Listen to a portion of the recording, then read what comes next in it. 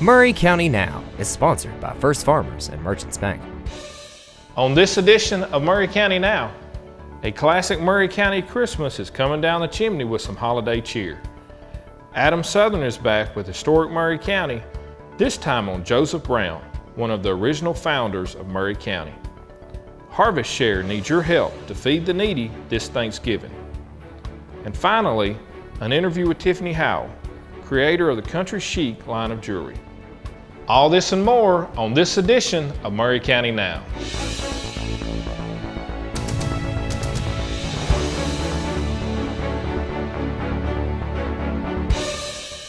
Hello and welcome to Maury County Now, Columbia and Maury County's news show covering the events, ideas, groups, and happenings in and around Maury County. December 5th through the 8th will be a busy and exciting time here in Maury County with the kickoff of the holiday season titled A Classic Maury County Christmas. Here's Corinne Wells, chairman of the Classic Maury County Christmas, to tell us about the upcoming holiday activities.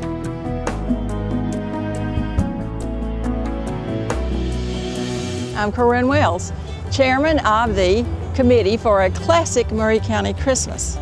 This is the first year we brought all the things that happen on one weekend in December together under one banner, so we can let people know that Maury County is a happening place that weekend. Christmas is everywhere, and so they need to come and enjoy a classic Maury County Christmas here with us. That weekend actually starts Thursday afternoon up at Ripa Villa for their swanky Christmas vintage marketplace. There's a sneak party that afternoon. For a little bit more money, you can enjoy that, guess first picks on everything that's going on, and then come back and shop later that weekend if you would like. It's $6 for Friday and Saturday and $20 for that sneak peek. If you're looking for a unique Christmas present, this is where you're going to want to go. And then we continue on Friday, and Friday at noon, the APTA's Maury Christmas starts. There are 12 different sites that you can enjoy. The tickets are $30. It goes until 5 that afternoon and starts again the next day at 9 o'clock and runs until 5 on that Friday evening. Down here on the square, we will be having a Christmas tree lighting. At the same time, we'll be lighting the Christmas tree. The historic downtown Christmas open house will be starting at 5 o'clock, running until 8. There's a great opportunity as you're waiting for the Christmas tree lighting to start to walk around and visit all the merchants that we have downtown, and at that same time take the opportunity to register for the Yeti cooler that the merchants are giving away the next afternoon. That cooler and the things that are going to be filled with will be a value of about $500. So not only you could be Santa Claus to yourself, you might find some goodies in that cooler that you would just like to re-gift. Make your shopping easy. The next morning, Saturday, we start with a breakfast with Santa at 8 o'clock. It is at the Tennessee Farm Bureau building. It is sponsored by the King's Daughters Annie-White Circle. Proceeds from it do go back into the school. It is one of those things that you do need to get advance tickets for. At the same time then, the open house for downtown will be continuing, and we will have Santa at Puckett's from 12 until 3 to have pictures made at just $5. We will also have free horse-drawn wagon rides from 11 until 3. The other thing that's new this year for the open house is that White's Camera is sharing some of their vintage pictures of downtown Columbia and other parts of Columbia. It will be in a display in 129 West 7th, used to be the Woolridge Drugstore, so that should be a really great thing to happen.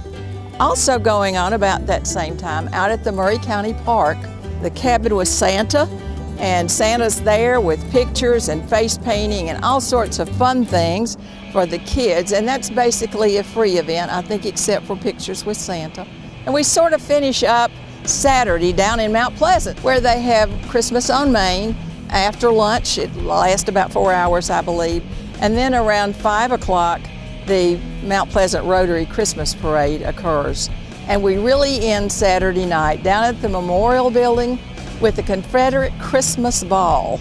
You may wonder how it is that we have come to have a Christmas tree lighting on the downtown square this year as part of our classic Maury County Christmas. We just got to do a little brainstorming and decided that maybe we could have a Christmas tree this year, and the mayors agreed. And I got a group of wonderful folks together to help make this happen. And as we were working, we decided, gosh, there's a lot of things going on this weekend, so that's how the classic Maury County Christmas came to be. Now here's what's going to happen. Friday, December the 6th, starting at 6:30, right here on the square. Everybody is invited to come and not only see the tree lit, but to have some fun for about the 45 minutes to an hour before that actually happens. And we hope this will be not just the first one, but this is the start of something big for many years to come for our children and our kids at heart here in Maury County. The dates for a classic Maury County Christmas are Thursday through Sunday, December 5th through the 8th. There's something going on every day of that weekend, so be sure and check it all out on the Facebook, A Classic Maury County Christmas. And be sure not to forget the Christmas tree lighting on Friday evening, December the 6th, starting at 6:30, right here on the downtown square. I promise you won't want to miss it. Most people in Maury County have heard of Joseph Brown Elementary School, but you know of the namesake. Get ready for a trip back in time with my friend Adam Southern on this edition of Historic Maury County.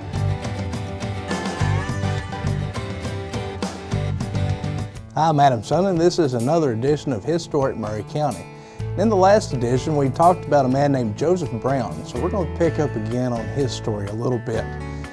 Joseph Brown's father, Colonel James Brown, received a very large land grant from the North Carolina government for his services in the Revolutionary War. Back then, they did that because they didn't have much of a treasury system in place to pay these soldiers, but they had a lot of land. So they gave this land away to the soldiers for their service in the Revolutionary War. And his land grant was here in Middle Tennessee. And there were two ways to get to Middle Tennessee back then from North Carolina. You could either go by land through the Cumberland Gap, or you could take the Tennessee River. Since he had 4 women going with him and 5 sons, he decided we'll go by the river. And that was very dangerous back then, because not only were there many shoals and drops in this Tennessee River back then, but there were also Indians at every turn. And in 1788, as they were coming up to Camp Nickajack, they were attacked by Indians. They beheaded Joseph Brown's father, killed a couple of his brothers, and they took the rest of the family prisoner. And Joseph Brown stayed in Indian captivity for 1 year before John Sevier, Tennessee's first governor, did a prisoner exchange with the Cherokee Indians. They released some Indian prisoners in return for white prisoners. So Joseph Brown is released, his mother is released a year later, and they come to Middle Tennessee. And their first land grant was north of the Duck River. As we talked about before, you couldn't cross south of the Duck River before 1806. So after 1806, Joseph Brown moves into what is now Maury County, buys about 2,000 acres here. Well, they had the first court there at his cabin on this 2,000 acres, and he ended up dying in Giles County. He's not buried in Maury County, the county he helped found. Very interesting character. Not only was he an Indian fighter, had been an Indian captive, he was active in the Indian Wars in 1812 and 1813. He was an express carrier between Nashville and the surrounding communities. But later in life, he became a minister and lived with his widowed daughter there in Giles County where he died. But if it wasn't for him, Maury County might not have been established or might not have had its first courthouse anyway. But that's the story of Joseph Brown. You can find out more information here at the Maury County Library or the Maury County Archives. And from everyone here at the library, happy Thanksgiving. We'll be back with more Maury County Now after this. Maury County Now is sponsored by First Farmers and Merchants Bank. Once every 3 hours, a fire death occurs in America. 80% of these deaths could be prevented with a working smoke alarm. Hi, I'm Lee Bergeron, Chief of the Columbia Fire Department. The men and women of Columbia Fire Department would like for you to have a working smoke alarm in your home. We have a program that if you call 931-560-1700, our men and women will come and place a working smoke alarm in your residence. We know by doing this helps make you safer and makes our city a safer place to work and live.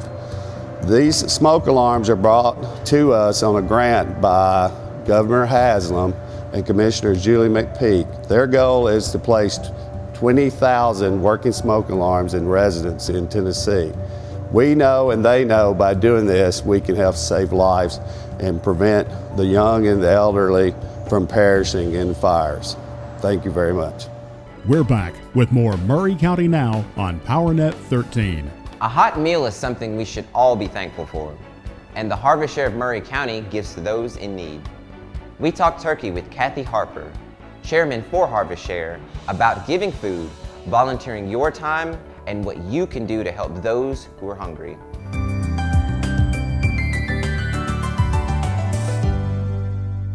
My name is Kathy Harper. I am the board chairman of the Harvest Share Food Bank in Columbia.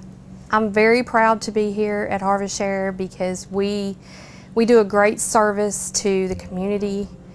I feel good knowing that there are children going to bed, families going to bed, and they're not hungry. I have been there. I have had surgeries where there was no food in the house and I had children. They had to be fed, was not eligible for food stamps. And I had to come here, and it was awesome. I was treated like anyone else. I wasn't treated like I was, below anyone. They treat you with respect and really try to help you. We are affiliated with United Way, Kraft Memorial, Food Lion, Walmart, GM of Spring Hill, Maury Alliance, the Boy Scouts and Girl Scouts, Maury County Saddle and Bridle Club, and several others. If you live in Maury County, you are eligible to come to Harvest Share. You need to not be on food stamps, but we do encourage them to apply. But as long as you live in Maury County and you have the need, then you can come here. What you can expect from being a volunteer at the Harvest Share, to me it's very rewarding. I have been a volunteer, started out as a client, then I went to a volunteer for about 10 years. Now I went to the board chairman. It's a very great passion of mine, and I recommend this to anyone that wants to get involved in something civic. You won't regret it. We have volunteers here every day on a daily basis. Jean and Dan and Donna, they're always here, and this is a great passion to them also. If you need to find out more or you want to donate, you can contact us at 931-381-4285, or we're at 419 West 9th Street in Columbia. We also have a website. It's Maury County Harvest Share. We are on Facebook, so please go on there and like us, and you can find out more about us and watch our daily activities. You can find out more about us on the United Way website as well. We have all had good ideas that get shot down, but in the case of Country Chic, it has hit the target dead on. We spoke with Tiffany Howell, owner of Heartshot Design Studio and creator of Country Chic, about her exceptionally high caliber of jewelry.